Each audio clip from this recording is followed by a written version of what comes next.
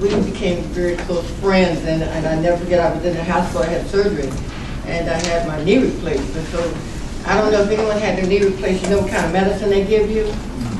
It's a good medicine. And I looked up, and he coming in my room, and he was bigger than that, robust, tall, the whole 9 yards of me. And he didn't have his collar on. And I said, you know, Dr. Stripper said, why he doesn't have his collar on? And I was at Good Sam. And, you know, he knew that if he had the collar on, everybody would ask him to bless him, you know, stuff. But he came in and he blessed me by being there. But being here today, I'm reminded of the story about these two little boys. And they were some bad little kids. They stole. They were brothers.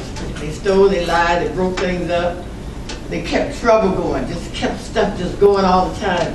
And the mothers were at wit's end, and the father just said, he's done. And so the mother went to Bishop and said, I need a favor. I need you to talk to our two boys. They are just terrorists, and nobody really likes them anymore in the church. And he said, I know. I will talk to one of them at a time, though, not both of them together. And so they said, great. So they said, we'll leave this one here and come back and get him after a while. Is that okay? He said, fine. So they took the other son home. The little boy sat across from Bishop, and he leaned over at his desk and he said, where's God? And the little boy wouldn't say anything. He just looked at him. And Bishop said, I'm going to ask you again, where is God? Little boy still wouldn't say anything. He kind of wiggled a little bit, but he wouldn't say anything. And finally, Bishop getting frustrated. He said, where's God? Little boy jumps up out of his seat, run out of the church, ran all the way home, ran up the stairs to his brother's room, and he went in there and he closed the door and he said, we're in big trouble. God is missing and they think we got him. and that's how I feel right now. I'm in big trouble. Because I'm sitting here in front of all my friends, and I was saying if I kind of stretch the truth a little bit, you know that I'm not telling the truth. So it's going to be hard for me to lead this off. But thank you so much. I even see Brennan. Haven't seen you in a while. But way to go and stay out there. We need you. You did a great job. Let me just say that if you don't know, Cincinnati was ranked number 10 in the nation as it relates to poverty. A New York Times headline read, "Poverty in America, why can't we end it?" And Ronald Reagan said, we fought a war on poverty and poverty won. And what Reagan said was like the Clean Air Act, like the Clean Water Act. They were passed and it really helped a lot, but pollution is still here. Same thing. We probably fought that war, but poverty is still here. The conservatives really ate it up, though. They loved it. Among that, many of them questioned funding the safety net. And so we lost a lot of money in our safety net. And they continue to blame the individual and not those systemic systems that perpetuate poverty. They continue to keep poverty. For example, I don't think you know, we run Head Start. We're the largest provider that run Head Start. 90% of all of our parents work. All of them work. Probably that lady that made you the sandwich at the restaurant, she probably was a Head Start mom. The lady that cleaning the rooms right down here at the hotel, probably a Head Start mom. You will find a bellboy, probably a parent of a Head Start child. You'd be amazed at how many people you pass just getting to this room that are low income, living at the lowest level of the economic strategy, and they consider themselves valuable because they're working. And many are saying that they're not working. Now they're working, but they're not working at the level where they can sustain themselves and their families. And that's what I really want to talk about. Let me be clear. You know, I have been an activist well over 40 years around the issues of poverty. Even longer because I did a lot of volunteer work when I was 16. My first job was putting the tray of foods for Head Start.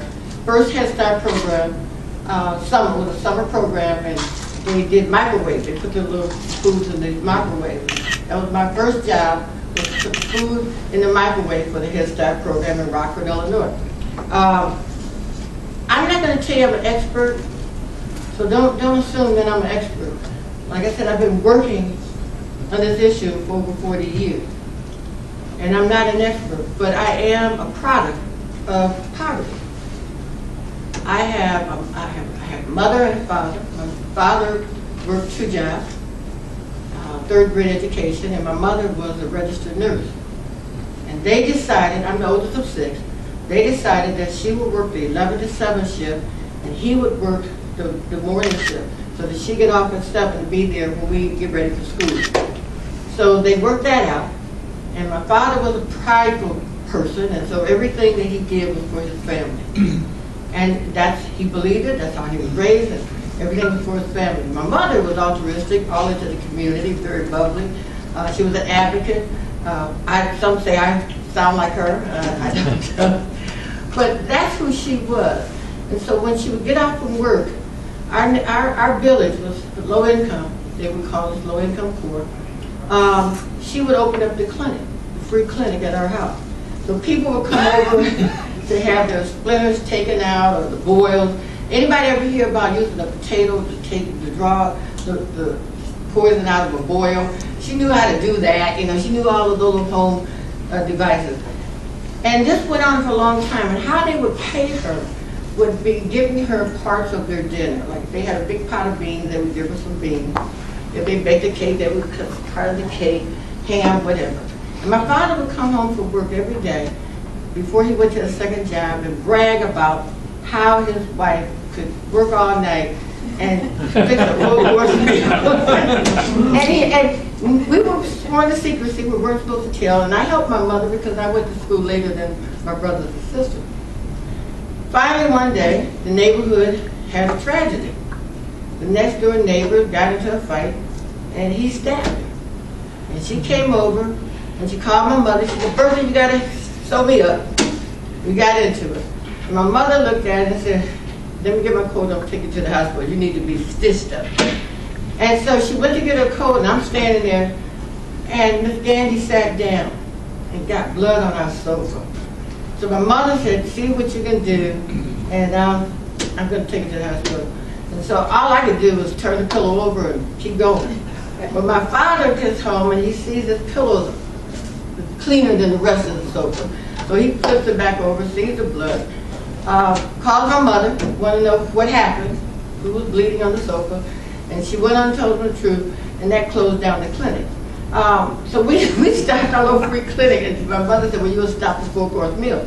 But we came through that because at that time we had what we call our village, but our village cared about each other.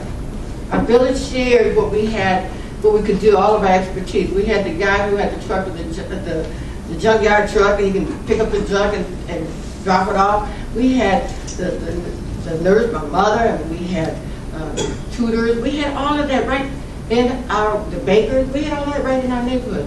We don't have that too much going for us now. We lost it somehow, some way. We lost the village. And we know what it is, but when people ask me, and they slowly ask now, what would you do if you could to change this, to turn back the clock on poverty?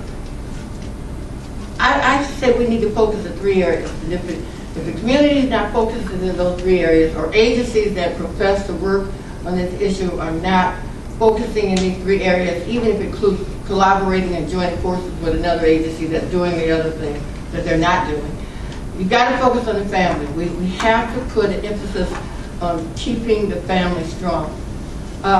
We have to focus on economics, that everybody's entitled to work. That want to work, they can work, that they're a job. And we got to focus on education. Those 3 areas we must focus on if we're talking about reducing poverty in any area. I will give you just a few ideas or concepts that I've really been trying to promote and they haven't caught on yet. But one, we got to increase employment. What's happening is we did ship a lot of jobs out. We have, during the recession, we haven't come back to life yet. We haven't come back online yet. We have to increase the ability to work. We have to get companies and corporations to recognize that the bottom line is going to kill them. At the end of the day, it's going to kill them. They're going to have to free up and open up some of those jobs, get some of those jobs back. We might have to go back to the whole WPA days. We need to build our bridges. We need to build clean energy facilities. We need to invest in our schools and build new schools. We need to create our job and invest in them. And so I think that we just need to look at how to create more jobs. Government cannot be the first resort for jobs. We have to create them, we have to invest in them. And I say, we were griping about the streetcar. We need to do more projects, okay? Transportation is critical. And so I think we need to build those infrastructure, but create those opportunities so people can go to work. More importantly, I think we need to pay livable wages. We're still living off of wages of 1968. And think about that. We need to have livable wages. There's no way when that mom that's making your sandwich, come here, start, pick up her child, go home and provide for her family, and worry about if she can keep the lights on. And yet she's worked all day. We have to have a livable wage, and we should be ashamed of ourselves that we're not doing that. I think this county needs to vote that in and make it countywide that they are going to have livable wages. We also have to really look at programs that are training people to be in a higher wage bracket. We have two major programs that we operate. One is called the CDL, the Overland Driving. We pay the tuition. It's about $4,000 per person to go to Napier to train on being a overland driver. And